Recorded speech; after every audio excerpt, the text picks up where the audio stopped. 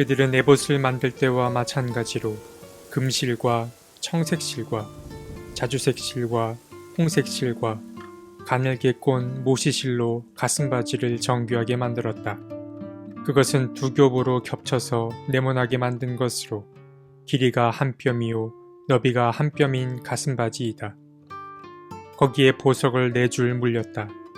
첫째 줄에는 홍보석과 황옥과 취옥을 받고, 둘째 줄에는 녹주석과 청옥과 백수정을 받고, 셋째 줄에는 풍신자석과 만호와 자수정을 받고, 넷째 줄에는 녹주석과 얼룩만호와 벽옥을 받고, 이 보석들을 모두 금태에 물렸다. 이 보석들은 이스라엘의 아들들의 수대로 12이었는데 인장반지를 새기듯이 보석마다 각 사람의 이름을 새겨서 이 보석들로 12지파를 나타내게 하였다. 가슴바지를 가슴에 매달 사슬은 순금으로 노끈처럼 꼬아서 만들었다. 출애굽기 39장 8절에서 15절 말씀.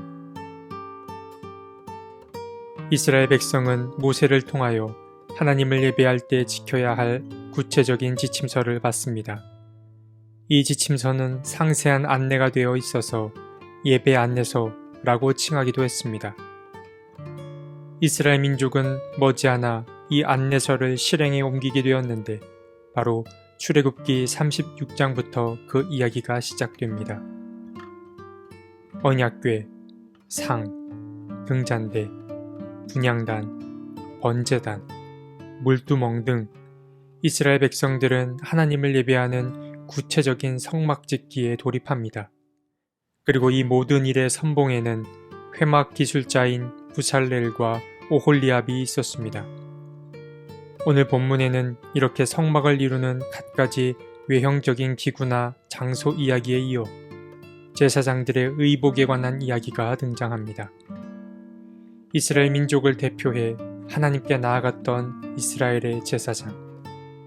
그는 하나님께 나아가기 위해 따로 갖춰 입어야 할 옷뿐만 아니라 이스라엘 민족을 대표하는 어떤 상징물들도 몸에 걸쳐야 했습니다. 제사장의 예복 제작도 부살렐과 오홀리압이 담당했습니다. 그들은 아름다운 실을 이용해 옷을 정교하게 짰습니다. 그들은 먼저 제사장의 겉옷 위에 걸치는 에봇을 만들었습니다.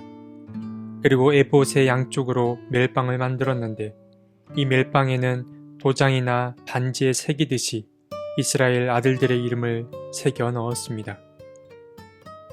그리고 제사장의 가슴에는 가슴바지를 만들었는데 가슴바지는 에봇과 마찬가지로 아름다운 실로 정교하게 만들었습니다. 이 가슴바지에는 보석들이 자리 잡았는데 총 4줄로 이루어져 있으며 한 줄에는 3개의 보석들이 위치했습니다. 그러니까 이 가슴바지에는 총 12개의 보석이 달려있는 것입니다. 12개의 보석. 이 보석은 야곱이라 불리던 이스라엘의 12아들을 상징합니다. 22절부터는 제사장의 겉옷에 관한 이야기가 등장하는데 이렇게 제사장의 마지막 겉옷까지 만들어지게 되면 성막과 관련된 모든 공사가 마무리됩니다. 오늘 본문에도 지금과는 동떨어진 옛 이야기들이 등장하지만 그 가운데 몇 가지는 현재까지 그 전통을 이어오고 있습니다. 이 예복이 그러합니다. 이웃 종교인 가톨릭을 비롯해 전통을 중히 여기는 종교나 교단에서는 목회자를 비롯해 예배를 맡은 이들이 예복을 갖춰 입습니다.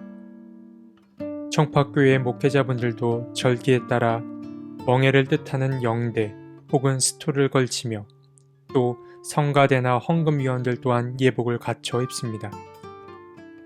지난 시간 회막 이야기를 하면서 하나님께 온전히 집중하기 위한 공간이 필요하다고 말씀드렸었습니다.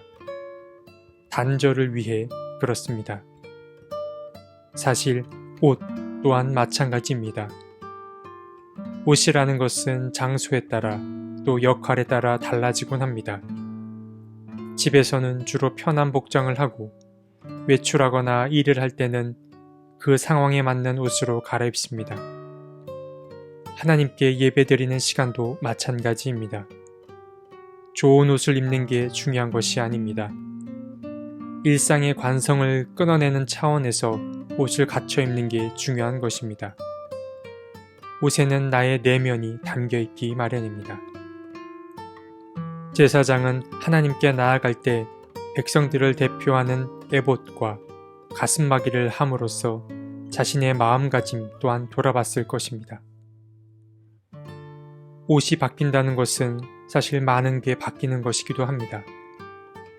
한 가지 스타일을 고집해 자신만의 개성을 만드는 것은 좋은 일입니다. 그러나 그보다 어려운 일은 입는 옷의 변화입니다. 어떤 이는 옷은 감정을 물질로 변화시킨다며 옷은 눈에 보이는 세계와 보이지 않는 세계를 잇는 다리 중 하나라고 말했습니다. 제사장의 옷이 눈에 보이는 백성들과 또 눈에 보이지 않는 하나님 사이를 잇는 다리 역할을 했을 것입니다. 물론 우리는 모두 아론처럼 다 제사장이 될 순 없습니다. 그럴 필요도 없습니다. 저마다의 역할이 있기 때문입니다. 그러나 우리가 아론이 될 순 없지만 그래도 일상에서 작은 제사장들이 되어 내 곁에 있는 이들, 즉 가족이나 이웃 또는 어려움에 처한 사람들을 하나님과 연결시켜주는 가교 역할을 할 수 있으면 참 좋지 않을까 생각해 봅니다. 사순절에 맞이하는 주일이 작은 부활절이듯이 여러분께서도 일상의 작은 제사장들이 되어 세상의 빛을 비칠 수 있으면 좋겠습니다.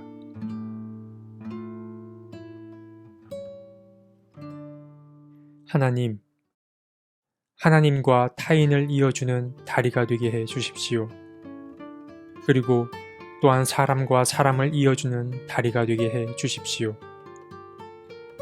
그에 앞서 내가 먼저 주님과 더 친밀히 지낼 수 있게 도와주십시오. 아멘.